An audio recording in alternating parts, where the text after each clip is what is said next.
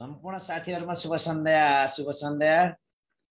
म रमेश बाबु भट्टराई आज आज पनि म तपाईहरुको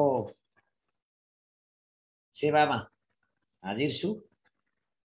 युनियन एजुकेसनको यो नमुना परीक्षा टपिक वाइज टेस्टमा युनियन एजुकेसनमा अध्ययनरत साथीहरु र शिक्षक सेवा आयोग तयारी गरेर बसिरहनु भएका सम्पूर्ण साथीहरुमा म रमेश भट्टराई हार्दिक स्वागत गर्दछु।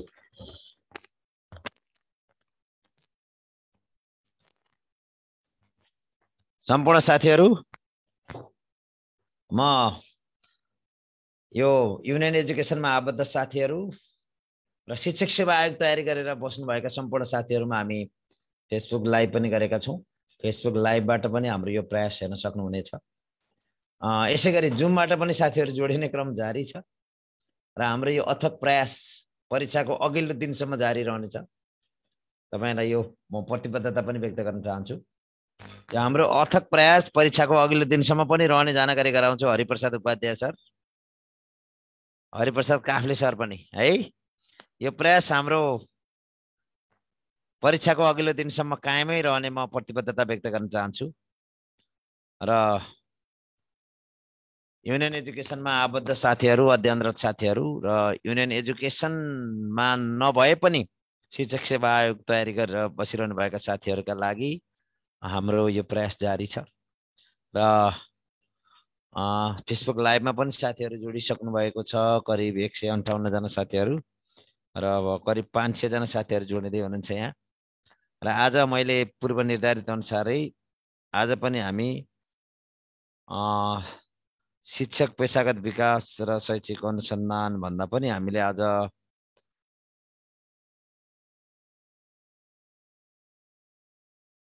शिक्षण विधि सम्बन्धी मैले हेर्दैछु तपाईहरुलाई आजको पाठ हाम्रो आज पनि हामी शिक्षण सिकाइको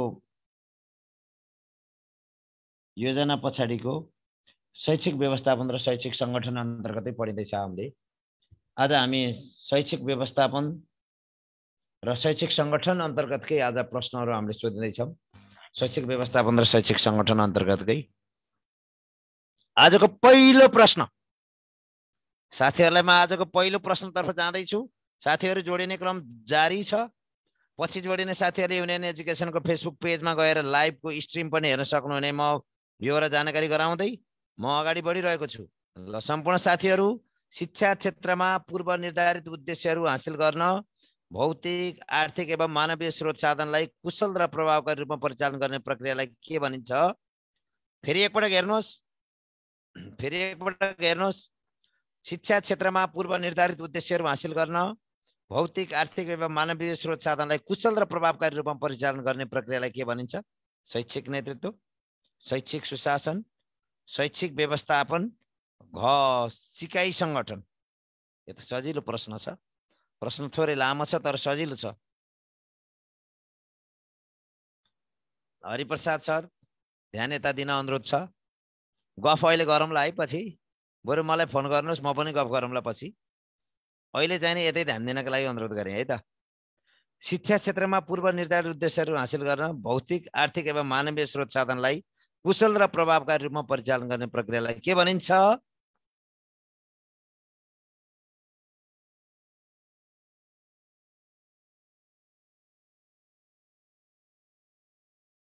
यो सजिलो प्रश्न छ। यसको सही उत्तर हो शैक्षिक व्यवस्थापन। यसको सही उत्तर हो शैक्षिक व्यवस्थापन। धेरै साथीहरुले यो मिलाउनु भएको छ। म हार्दिक कृतज्ञता व्यक्त गर्न चाहन्छु। र म प्रश्न नम्बर 2 मा गएँ। तलका मध्ये सहभागितात्मक शैक्षिक व्यवस्थापनको तत्त्व पक्षमा कुन पर्दैन? संस्थागत पक्ष, कार्यात्मक तथा प्राविधिक पक्ष, व्यवहारिक पक्ष र लोकतान्त्रिक पक्ष। तलका मध्ये सहभागितात्मक शैक्षिक व्यवस्थापनको तत्त्व अथवा पक्षमा कुन पर्दैन?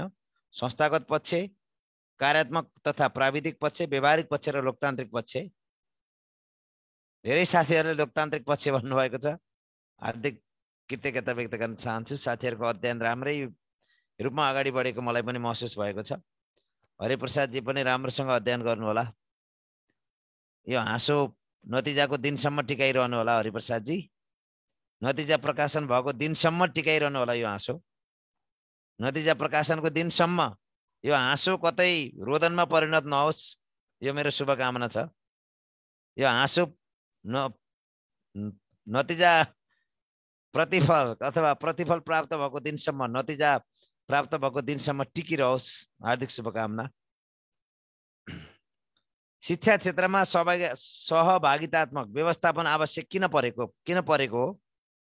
एउटा, शैक्षिक गुणस्तर वृद्धि गर्न, शिक्षामा सबैको पहुँच बढाउन, शैक्षिक नीति नियम निर्माणमा सरकारलाई सहभागिता गराउन र यसै गरी मानव सम्बन्धको विकास गर्न।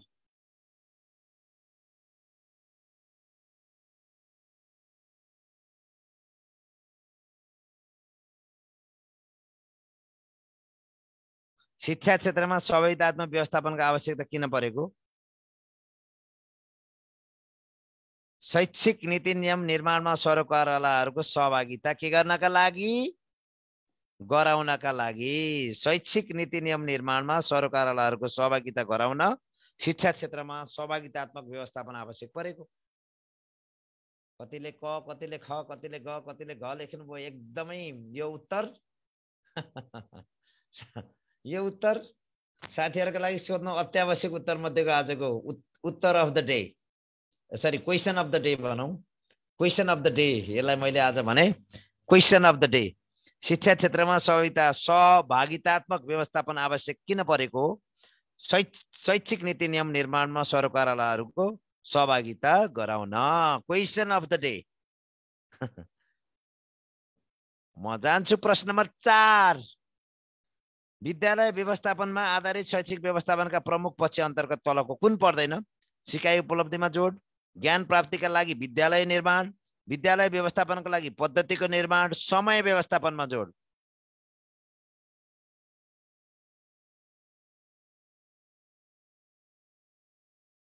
धेरै साथीहरु खाली डेटै मात्रै पढ्नुहुन्छ, अलिकति लोजिकल क्वेशनहरु पनि मैले दिइरहेको छु।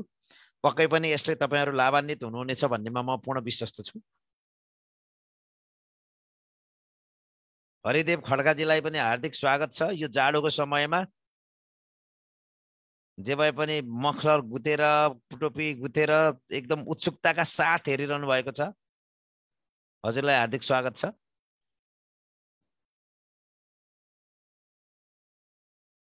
विद्यालय व्यवस्थापनमा आधारित शैक्षिक व्यवस्थापनका प्रमुख पक्ष अन्तर्गत तलका कुन पर्दैन?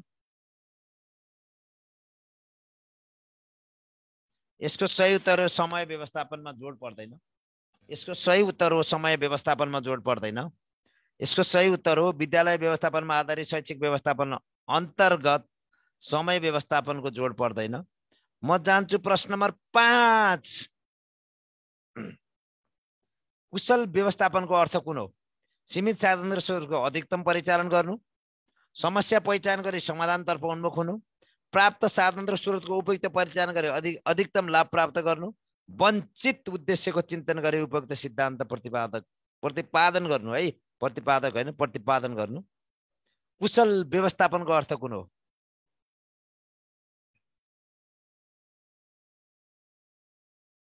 कुशल व्यवस्थापनको अर्थ कुन हो?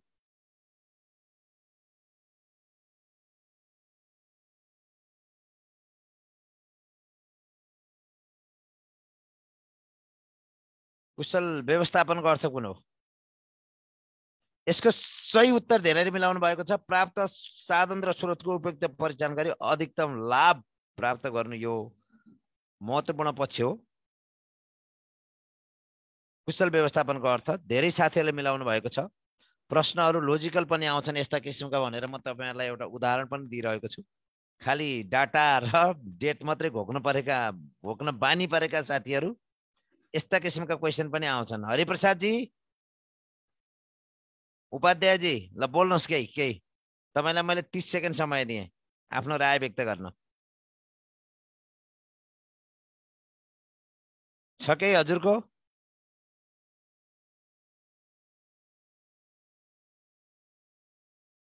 धन्यवाद। म अर्कोमा गएँ। कक्षा कोठाको भौतिक व्यवस्थापन अन्तर्गत नपर्ने पक्ष तलका मध्ये कुन हो? कक्षा कोठाको भौतिक व्यवस्थापन, शैक्षिक सामग्री व्यवस्थापन, समूह निर्माणको लागि ठाउँको व्यवस्थापन, समूह विभाजन गर्ने शिक्षण।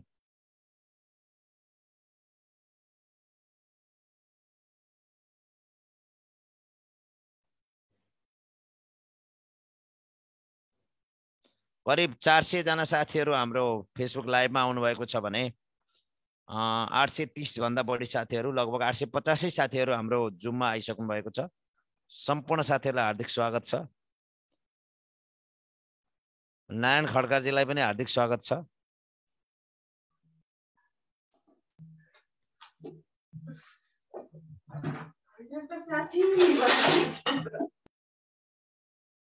नारायण खड्काजी, तपाईँ हल्लामा हुनुहुन्छ, कृपया यस्तो हल्लाले त कसरी सिक्नुहुन्छ र? कक्षा कोठाको भौतिक व्यवस्थापन अन्तर्गत नपर्ने पक्ष तलका मध्ये कुन हो? समूह विभाजन गर्ने शिक्षण। यो धेरै साथीहरूले मिलाउनु भएको छ, यसमा पनि म हार्दिक धन्यवाद व्यक्त गर्न चाहन्छु। तलका मध्ये कुन सामाजिक विविधता भित्र पर्दैन? सामाजिक विविधता भित्र नपर्ने कुन? सामाजिक विविधता भित्र नपर्ने कुन? सामाजिक विविधता भित्र नपर्ने कुन? हाम्रो टेस्टको पीडीएफ गएन? टेस्टको पीडीएफ गएन? गइरहेको छ साथीहरू टेस्टको पीडीएफ पनि।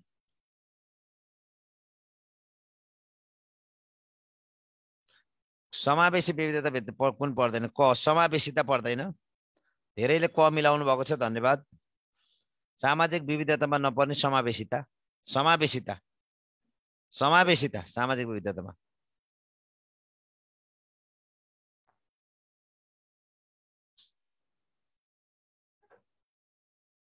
ल साथीहरू यता हेर्नुहोस्, मेरो साउन्ड क्लियर छैन? साथीहरू मेरो साउन्डमा समस्या छ र छैन? साउन्डमा समस्या छ कि छैन? छैन है। र दृष्टिविहीन, न्यून दृष्टियुक्त, बहिरा, सुस्त श्रवण हो, अटिम्ज, बौद्धिक शारीरिक अवस्था, अन्य अपाङ्गता भएका बालबालिकालाई नियमित शैक्षिक पद्धतिको अध्ययनमा रही दिइने शिक्षालाई शिक्षा ऐनको 8औं संशोधनले कस्तो शिक्षा भनी परिभाषित गरेको छ? विशेष शिक्षा, समाहित शिक्षा, समावेशी शिक्षा, सम्मिलित शिक्षा।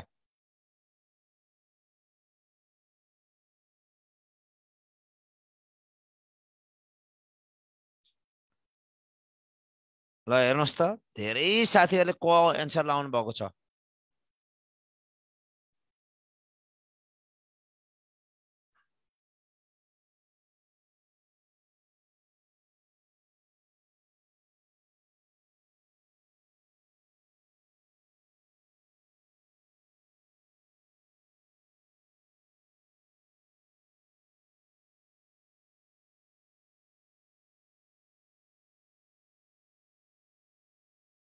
यसको विशेष शिक्षा हो क। यहाँ ग भएछ उत्तर, म पनि यहाँ कन्फ्युज भइरहेको छु।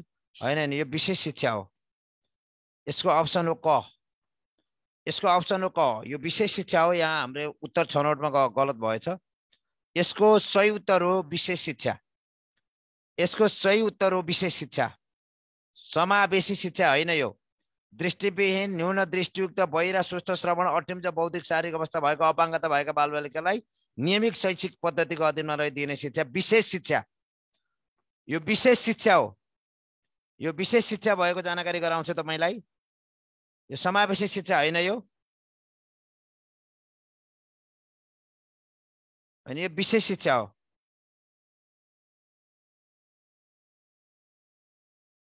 शिक्षा ऐन 8औं संशोधन 2073 ले कसरी दिने शिक्षालाई विशेष शिक्षा भनी परिभाषित गरेको छ? नियमित शैक्षिक पद्धतिको अधीनमा रहेर दिने, विभेद रहित वातावरणमा दिने, छुट्टै समूहमा राखी विशेष प्रकारमा निश्चित माध्यमबाट दिइने, माथिका सबै।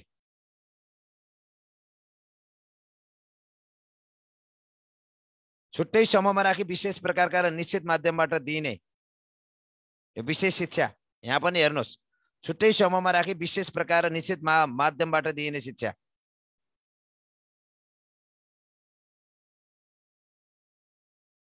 छुट्टै समूहमा राखी विशेष प्रकारबाट र निश्चित माध्यमबाट दिइने शिक्षा।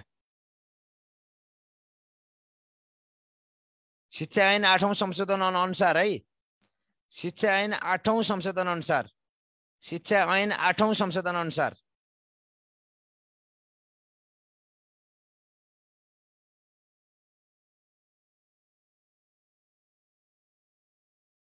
आठको ग बहुकक्षा बहुस्तरको सुरुवात गर्ने संस्था कुन हो? मैले हिजो भनिदिइसकेको छु, हिजै भनेको कुरा हो, हिजैको क्वेसन हो यो। बहुकक्षा बहुस्तरको सुरुवात गर्ने संस्था कुन हो?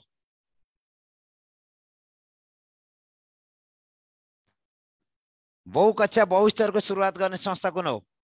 बहुकक्षा बहुस्तरको सुरुवात गर्ने संस्था कुन हो?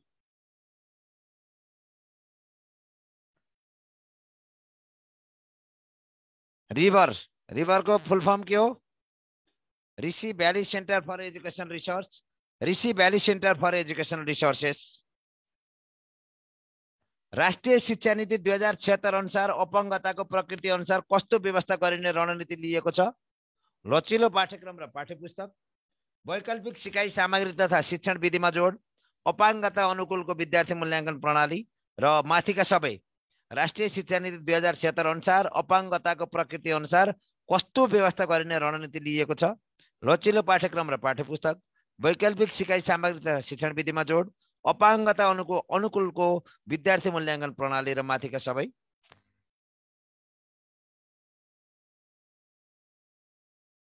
यसको सही उत्तर हो माथिका सबै।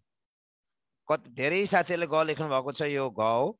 यसले लचिलो पाठ्यक्रम पनि भनेको छ, वैकल्पिक सिकाइ सामग्री शिक्षण विधि पनि भनेको छ, अपाङ्गता अनुकूलको विद्यार्थी मूल्याङ्कन पनि भनेको छ।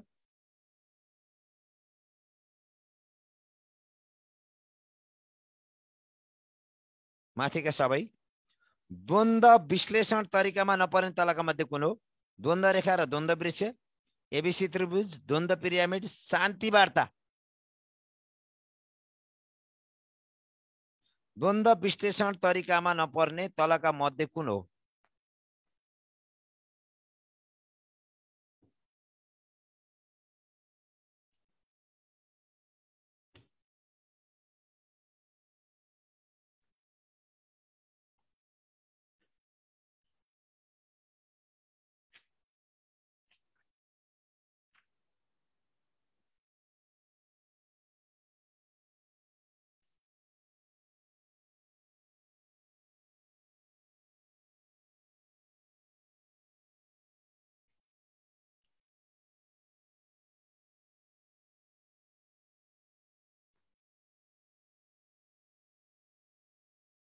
यसको सही उत्तर एबीसी त्रिभुज धेरैले मिलाउनु भएको छ। यसको सही उत्तर एबीसी त्रिभुज धेरैले द्वन्द्व विश्लेषणको तरिकामा नपर्ने तलका मध्ये एबीसी त्रिभुज हो, धेरैले मिलाउनु भएको छ। हार्दिक धन्यवाद व्यक्त गर्न चाहन्छु। अब जान्छु प्रश्न नम्बर 13। शिक्षा 2008 2013 विशेष शिक्षा दिनुपर्ने बालबालिका तलका मध्ये कस्ता बालबालिकालाई भनेको छ? फेरि यही आयो है। 8औं संशोधन 2073 विशेष शिक्षा दिनुपर्ने बालबालिकामा तलका मध्ये कस्ता बालबालिका भनेको छ? दृष्टिविहीन बहिरा भएका, अटिमिज बौद्धिक अपाङ्गता भएका, सुस्थ श्रवण र अतिसारी अपाङ्गता भएका, माथिका सबै।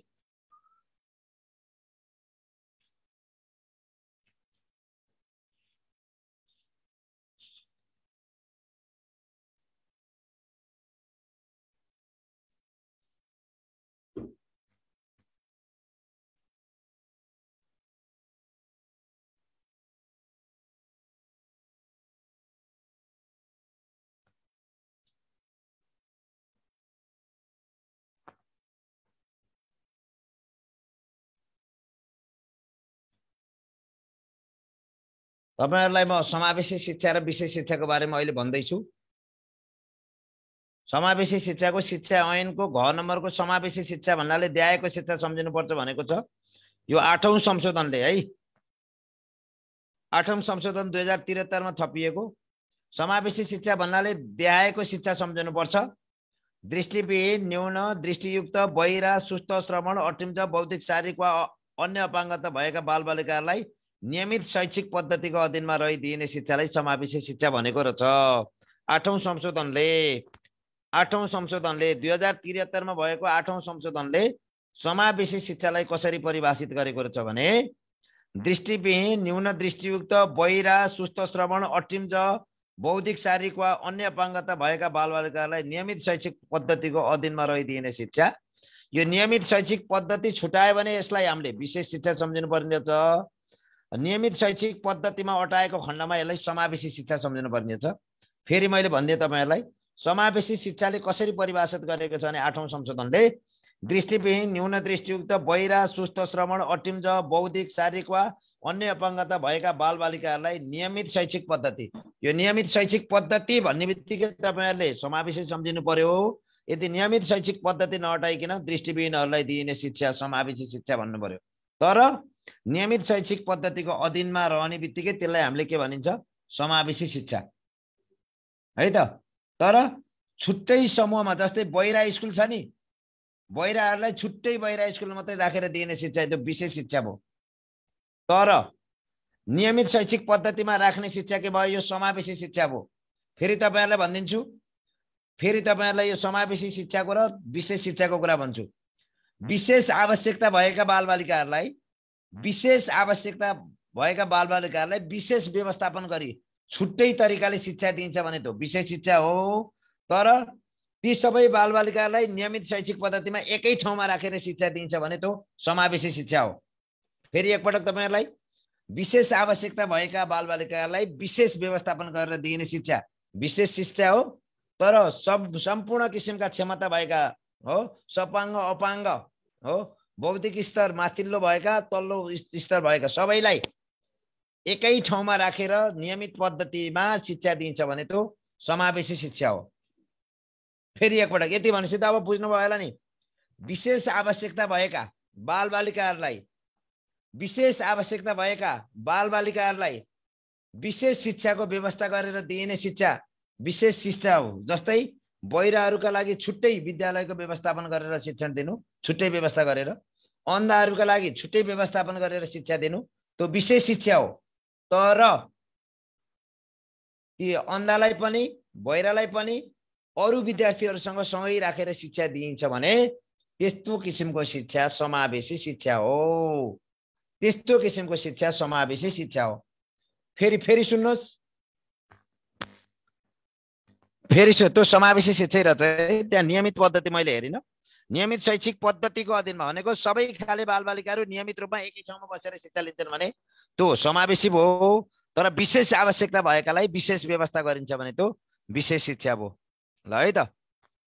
अहिलेको समावेशी शिक्षा नियमित भनेको तपाईँ यति कुरा बुझ्नुहोस् कि सबै खाले बालबालिकाहरूलाई एकै ठाउँमा राखेर नियमित रूपमा दैनिक रूपमा शिक्षा दिन्छ भने त्यो समावेशी शिक्षा भयो। तर विशेष आवश्यकता भएकालाई विशेष व्यवस्था गरेर दिने शिक्षा विशेष शिक्षा हो है त।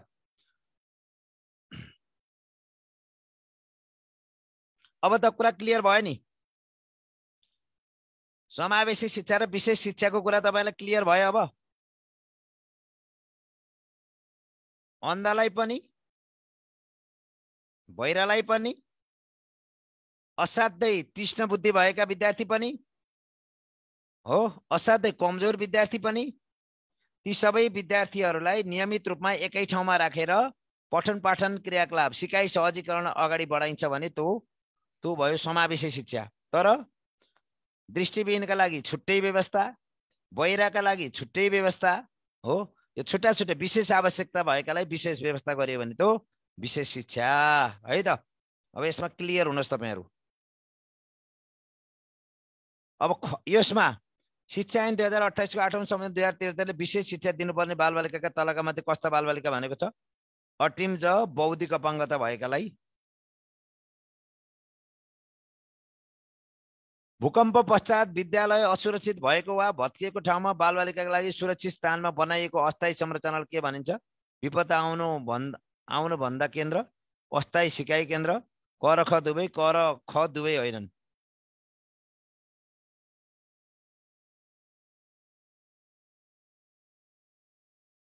यसको सही उत्तर हो अस्थायी सिकाइ केन्द्र है त। असुरक्षित भयो भने छुट्टै व्यवस्था गरियो भने त्यो अस्थायी सिकाइ केन्द्र भयो। अस्थायी संरचनामा लगेर विद्यार्थीलाई भूकम्पको यो अस्थायी सिकाइ केन्द्र भयो। यो सबैले जानेको सजिलो हो। आधुनिक शिक्षणको सबैभन्दा बढी महत्त्वपूर्ण विशेषता तलका मध्ये कुन हो? आधुनिक शिक्षणको सबैभन्दा बढी महत्त्वपूर्ण विशेषता तलका मध्ये कुन हो? विद्यार्थीलाई सिक्न मार्गदर्शन गर्नु, विद्यार्थीलाई सिक्न उत्प्रेरित गर्नु, विद्यार्थीलाई सिक्न निर्देशित गर्नु, विद्यार्थीलाई सिक्न नेतृत्व प्रदान गर्नु।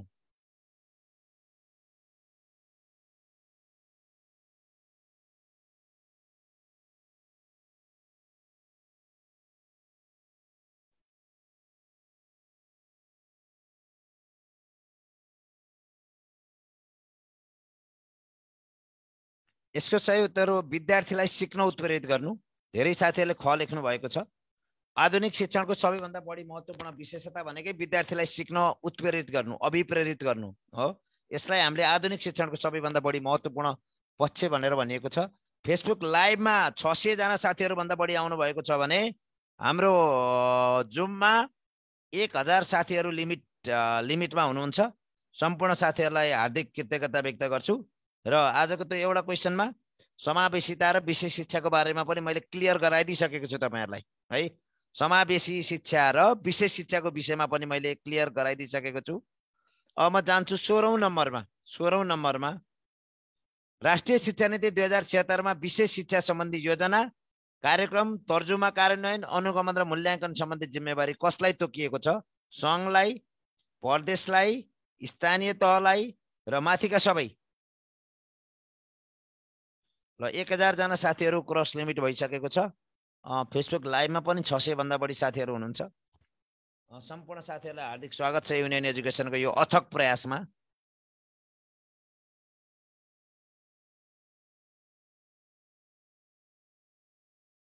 यसको सही उत्तर हो प्रदेश। राष्ट्रिय शिक्षा नीति 2076 मा विशेष शिक्षा सम्बन्धी योजना, कार्यक्रम, तर्जुमा, कार्यान्वयन, अनुगमन र मूल्याङ्कन सम्बन्धी विशेष जिम्मेवारी चाहिने प्रदेशलाई तोकिएको छ। राष्ट्रिय शिक्षा नीति 2076 अनुसार 2076 ले विशेष शिक्षा सम्बन्धी योजना र कार्यक्रम तर्जुमा गर्ने जिम्मा प्रदेशलाई तोकेको छ।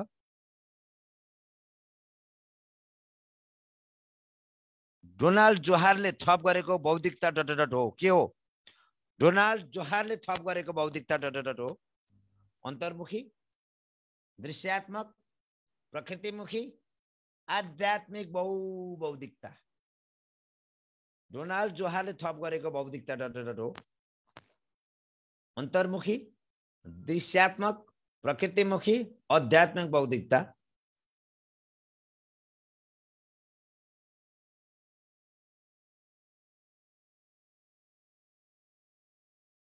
यो सही उत्तर हो आध्यात्मिक बौद्धिकता। डोनाल्ड जोहारले थप गरेको थप बौद्धिकता हो आध्यात्मिक बहुबौद्धिकता। आध्यात्मिक बहुबौद्धिकता डोनाल्ड जोहारले थप गरेको बौद्धिकता आध्यात्मिक बहुबौद्धिकता। करिब 650 भन्दा बढी साथीहरू क्रस गरिरहनु भएको छ फेसबुक लाइभमा। यसैगरी युनियन एजुकेसनको यो जुममा चाहिँ करिब 1000 साथीहरू हुनुहुन्छ। सम्पूर्ण साथीहरूलाई एकमुष्ट स्वागत छ युनियन एजुकेसनको तर्फबाट। कस्ता बालबालिकाका लागि उपयुक्त परामर्शको जरुरत पर्दछ? आर्थिक रूपमा पछौटे भएका, आपराधिक खालका, भाषिक अल्पसंख्यक, अपाङ्ग।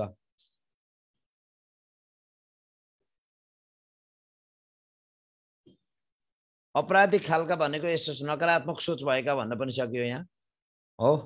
गलत क्रियाकलापमा संलग्न भएका भन्न पनि सकियो यसलाई हो। यसको गलत क्रियाकलापमा संलग्न भनेका पनि भयो, अपराधिक खालका भने पनि भयो हैन। सामाजिक मूल्य, मान्यता, नैतिकता भन्दा के रहेका, नैतिकतालाई के गरेर पछ्याउन नसकेका भने पनि भयो साथीहरू हैन। अनि नीति नियम र पद्धति भन्दा बाहिर गएर विभिन्न क्रियाकलाप सञ्चालन गरेका भने पनि एउटै हो। कस्ता बालबालिकाहरूका लागि उपयुक्त परामर्शको जरुरत पर्छ? जसले नीति नियम मान्दैन, जुन बालबालिकाहरू अलिकति संवेग र आवेगमा बढी आउँछन्, जुन आपराधिक क्रियाकलापहरूमा संलग्न हुन्छन् हैन, जुन बालबालिकाहरूले ट्रबल क्रिएट गर्छन् बढी हो, यस्ता बालबालिकाहरूका लागि परामर्श, उपयुक्त परामर्शको जरुरत पर्छ। कुरो बुझ्नुभयो मित्रहरू? कस्ता बालबालिकाका लागि रहेछ? कस्ता बालबालिकाका लागि रहेछ उपयुक्त परामर्श? Trouble creature. कस्ताका लागि? Trouble creature. ट्रबल क्रिएचरका लागि। कस्ताका लागि? ट्रबल क्रिएचरका लागि। यो अलिकति भाषा थोरै अब यहाँ ट्रबल क्रिएचर हो, जुन बालबालिकाहरू के हुन्छन् अलिकति ट्रबल दिने हैन, जुन बालबालिकाहरू नैतिक नियम, मूल्य, मान्यतालाई क्रस गर्ने खालका हुन्छन्, त्यस्ता बालबालिकाहरूका लागि परामर्श दिन जरुरी छ। है त। जुन बालबालिकाहरू नीति नियम र पद्धतिभन्दा बाहिर रहेका हुन्छन् हैन, त्यस्ता बालबालिका अनुशासनविहीन हुन्छन्, गुड, त्यस्ता बालबालिकाहरूका लागि परामर्शको आवश्यकता पर्छ। र परामर्श यस्तो एउटा हो प्रक्रिया हो जसले जुन व्यक्तिगत रूपमा दिइन्छ परामर्श हो। कुनै पनि व्यक्तिका कमी कमजोरी देखियो भने ती कमी कमजोरीहरूलाई सुधार गर्नका लागि परामर्शदाताबाट अथवा विद्यालयमा शिक्षकबाट पनि के दिन सकिन्छ, परामर्श दिन सकिन्छ। परामर्शको मुख्य उद्देश्य हो बाटो बिराएकाहरूलाई, गलत बाटोमा हिँडेकालाई सही मार्गदर्शन गर्नु परामर्शको मुख्य उद्देश्य हो है। परामर्श कस्तालाई दिइन्छ? जो बालबालिकाहरू नीति नियमबाट टाढा छन्, जुन बालबालिकाहरू हो सामाजिक मूल्य मान्यता भन्दा बाहिर छन् हो, जसले ट्रबल क्रिएट गर्छन्, त्यस्ता बालबालिकाहरूलाई उपयुक्त परामर्श दिने गरिन्छ। म जान्छु 19औं नम्बरमा। प्राथमिक तहका मातृभाषामा पठन पाठन गर्नुपर्छ भने सर्वप्रथम कसले सिफारिस गरेको हो? उच्च स्तरीय राष्ट्रिय शिक्षा आयोग 2055, राष्ट्रिय शिक्षा आयोग 2049, सबैका लागि शिक्षा राष्ट्रिय कार्ययोजना, विद्यालय क्षेत्र सुधार कार्यक्रम। ल कृपया साथीहरू भन्नुहोस्।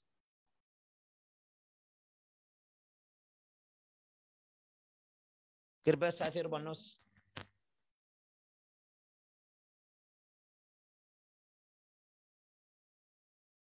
यसको सही उत्तर उच्च स्तरीय राष्ट्रिय शिक्षा आयोग 2055 ले मातृभाषामा प्राथमिक तहमा मातृभाषामा शिक्षा दिनुपर्छ भनेर सुरुमा सिफारिस गरेको। उच्च स्तरीय राष्ट्रिय शिक्षा आयोग 2055 ले उच्च स्तरीय राष्ट्रिय शिक्षा आयोग 2055 ले मातृभाषामा प्राथमिक तहमा पठन पाठन गर्नुपर्छ भनेर सिफारिस गरेको बेहोरा जानकारी गराउँदै आजको अन्तिम प्रश्न। विषयगत कुना भन्नाले के बुझ्नुहुन्छ? पुस्तकालयमा विषयगत सामग्रीहरूको व्यवस्था, विषय शिक्षकको कक्षामा विषय अनुसारको सामग्री व्यवस्था, कक्षा कोठाभित्र विविध विषयगत सामग्रीहरूको व्यवस्था, माथिका सबै।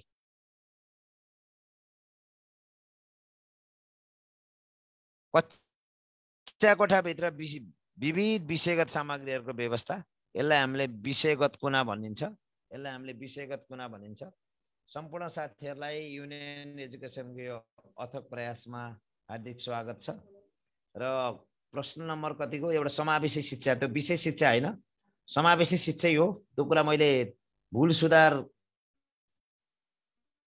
गरेको बेहोरा जानकारी गराउँछु, तर एन्सर चाहिँ ठिकै छ है। मेरो सेन्स पर्सेप्सन गलत भएको, एन्सर चाहिँ त्यहाँ ठिक छ, एन्सर चाहिँ त्यसमा ठिक छ। र सम्पूर्ण साथीहरूलाई आजको प्रयासप्रति लागेको भावना पनि भन्नका लागि अनुरोध गरेँ। 19 को के रङ छ र? 19 को क्वेसन उच्च स्तरीय राष्ट्रिय शिक्षा यो आयोग 2055 ठिकै छ।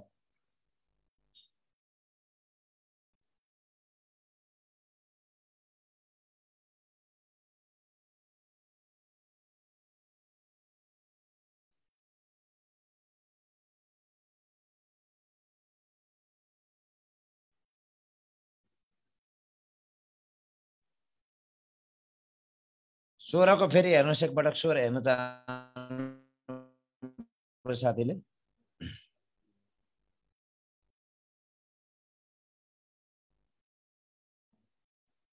ल सम्पूर्ण साथीहरूलाई शुभरात्रि भन्दै अध्ययनको सिलसिलालाई नियमित राख्न अनुरोध गर्दै आज म पनि यहाँबाट बिदा भएको अनुमति तपाईहरुसँग माग्दै युनियन एजुकेसनको अथक प्रयासमा साथ दिनुहुने सम्पूर्णप्रति म हार्दिक नमन गर्छु। धन्यवाद। म रमेश बाबु भट्टराई, युनियन एजुकेसन। धन्यवाद।